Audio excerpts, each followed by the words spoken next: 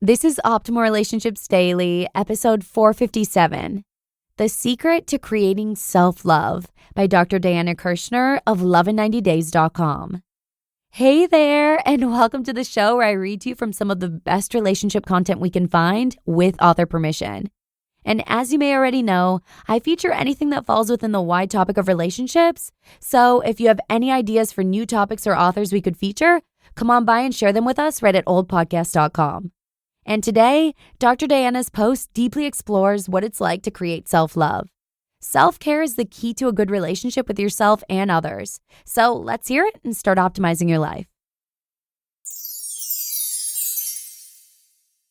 The Secret to Creating Self-Love by Dr. Diana Kirschner of lovein90days.com. What happens when we look in a mirror? We say, "You're so fat. Look at that wrinkle. You are definitely getting old." All these things and much worse. Can you imagine saying to your best friend, "You're a mess. Your rear end is as big as a house"? We would never say these kinds of things to a friend, but when it comes to ourselves, it is a whole different story. Imagine turning the loving attention and appreciation you give to your friends and family over to yourself. If you could stop the negative self-talk about being too old, too fat, too whatever, imagine how it would feel to appreciate yourself for a change, not defensively, not in reaction to negativity, but with real self-love. The kind we want from a lover, but never learn to give ourselves. The innocent, lovable self. Inside each one of us is an innocent, lovable self just waiting to be discovered.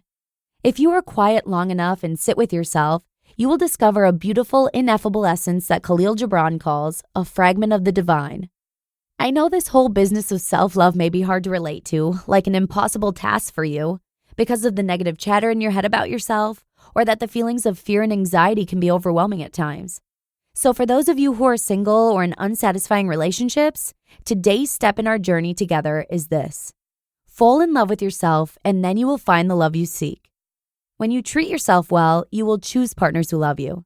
As within, so without. This is one of the ultimate secrets for attracting a terrific partner. How to create self-love. Well, Dr. Diana, you are wondering, how do I overcome my usual self-pity party and learn to create self-love? In our expert dating coach program, we teach 4 powerful techniques for discovering and honoring your highest self, what I call the diamond self. My own mission has been to help others develop their diamond self because that is the royal road to love. So here is one super powerful way to start building that magical part of yourself so that you can begin attracting more love. This process will take only 15 minutes or so, but it will change your life. The diamond self way to self-love. Think back to when you were an infant, toddler, or young child, when you were all smiles, alive, and in the moment. You were born with innocence, natural curiosity, and joy in the world. The original you was a fully present, adorable little being, in touch with all of her blissful feelings and naturally assertive and self-expressed. When you were that sweet child running around, what did you enjoy? Was it the running around or cooking on your Fisher-Price Play stove? Maybe it was sitting still staring at a bumblebee. Were you a big talker or a chubby witness who sat on your potty throne and took it all in? Did you love to finger paint? Think back and remember that early time when you were free to play and explore the world. What were you like? This is a time before you were boxed in by your parents and society's expectations, fears, and neuroses. Before you were ignored, shamed, or told you were bad. Before the limitations and fears set in. Chances are all those early traits are still with you in their grown-up manifestations, and they are all utterly you and okay. In fact, they are charming, even captivating, but they may be entirely hidden. Use childhood photos to create self-love.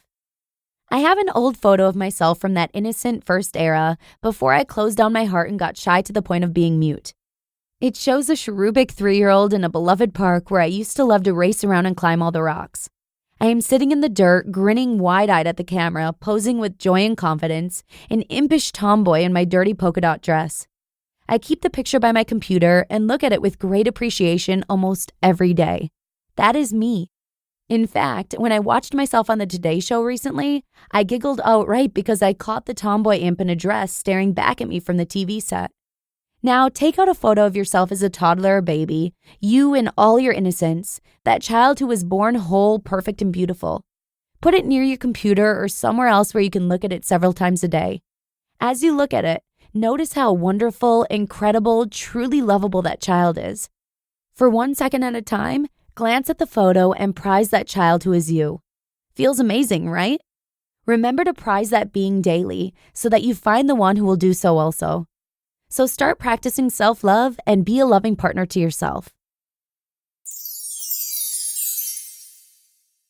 You just listened to the post titled, The Secret to Creating Self-Love by Dr. Diana Kirschner of love90days.com. If negative self-talk is something we experience on a daily basis, self-love is a powerful way to reframe our perspective. I love Dr. Diana's suggestions on how to get in touch with our inner child. When Lee and I look at our own littles, we are well aware of their innocent joy and confidence. As adults, we shouldn't think that our younger days are so far behind us that we can never reconnect with what we were like as children. That's why thinking back to your childhood days or keeping a happy childhood photo of yourself is an awesome way to practice self-love. And if reading inspirational quotes is something you find uplifting, follow us on Instagram where we share quotes from our podcast episodes pretty often. Simply search for our username at Old Podcast. But with that, let's sign off on today's episode. Thanks so much for joining me here, and I'll see you back again tomorrow with an interesting post on jealousy. I'll see you there, where your optimal life awaits.